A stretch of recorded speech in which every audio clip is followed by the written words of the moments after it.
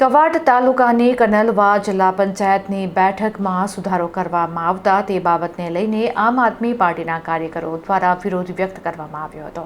છોટાઉદેપુર જિલ્લા આમ આદમી પાર્ટીના કાર્યકરો દ્વારા છોટાઉદેપુર જિલ્લા પંચાયતની કનલવા બેઠકના કરેલા સુધારા સામે નિવાસી કલેક્ટરને આવેદનપત્ર આપી વિરોધ સાથે જણાવ્યું હતું કે છોટાઉદેપુર પંચાયતની કવાંટ તાલુકાના કનલવા જિલ્લા પંચાયતની બેઠક એસટી બેઠક હતી, પરંતુ સુધારેલા આદેશ અનુસાર આ બેઠકમાં ફેરફાર કરીને બિન અનામત શૈક્ષણિક પછાત વર્ગ માન્ય કરવામાં આવી છે। તેની સામે વાંધો નોંધાવ્યો અને આ બેઠક અગાઉના પરિપત્ર મુજબ જે બેઠકોની ફાળવણી કરવામાં આવે છે તે મુજબ રાખવાની માંગ કરવામાં આવી છે।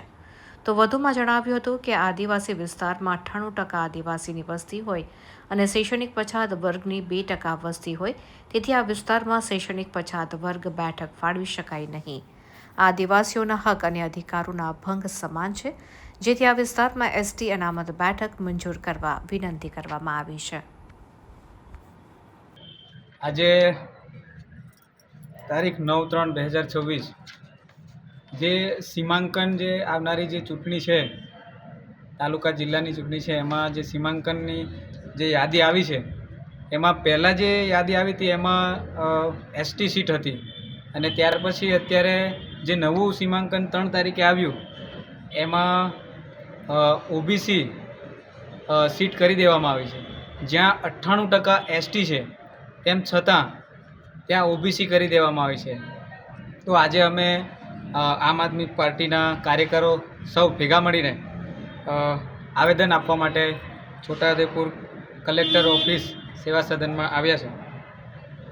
અમારી માંગ એવી છે કે 98% જ્યાં એસટી કેટેગરી હોય ત્યાં અનામત સીટ હોય છે, તો એ ફેરબદલી કરવામાં આવે અને ફરીથી એસટી સીટ એસટી કોટા લાવવામાં આવે।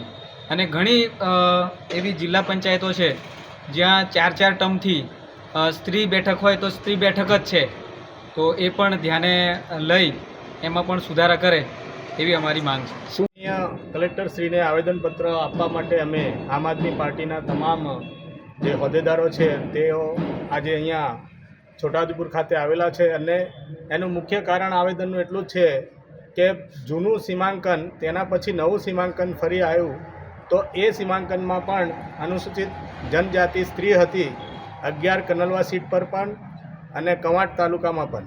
તો આ બંને સીટોની અંદર 2 દિવસ કે 3 દિવસના આતરે 3 નવું સીમાંકન આવ્યું, તો એ સીમાંકનમાં એવું બતાવવામાં આવે છે કે ઓબીસી સીટ જાહેર કરી। તો આ ચૂંટણી અધિકારીઓ યા સરકારની મનસા એટલી ખરાબ હોઈ શકે છે કે 3 દિવસમાં તરત જ નવું સીમાંકન આવે અને ઓબીસી સીટ જાહેર કરે। તો આ લોકો એક જ વાત છે કે ચૂંટણી પ્રક્રિયા પહેલાં જ આ ચૂંટણીને ખરાબ દિશામાં લઈ જઈ રહ્યા છે અને 25/2ના પરિપત્ર મુજબ આવેલી તમામ જે બેઠક રાખવા વિનંતી છે। 3ની જે બેઠકો છે તે પ્રમાણે એ જે બેઠકો તૈયાર કરીને નવું સીમાંકન આપ્યું છે એને સુધારા પર લેવામાં આવે અને આવી રીતે 98% વસ્તી હોય અને ત્યાં 1-2% વસ્તીને પણ ઓબીસી સીટ આપે એ બહુ દુઃખદજનક વાત છે। આ વસ્તુને સરકારશ્રીએ ધ્યાનમાં લેવું જોઈએ, તેમજ ચૂંટણી અધિકારીશ્રીને પણ આ વિશે જાણ કરવું જોઈએ।